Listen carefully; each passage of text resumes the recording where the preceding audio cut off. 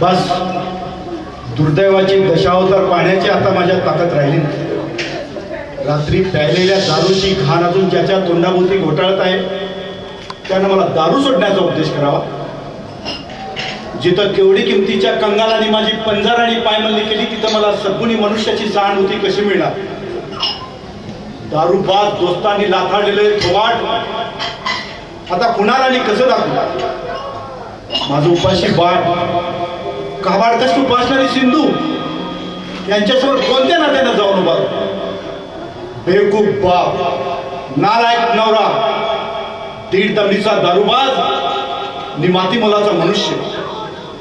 देवा देवा या सुधाकराला कशाला जन्माला घातलंस नि घालूनच्या घालून जीवन ठेवलंस. मी तरी काय करू, कसा मृत्यूच्या गळ्याची मगरमिठी मारू.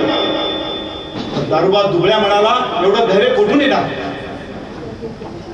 दारूबाजाच्या ओळखीचं मृत्यूचं एकच कारण म्हणजे दारू. जीवाच्या तडफडणाऱ्या जाचण्या बंद करण्याचा एकच मार्ग म्हणजे दारू.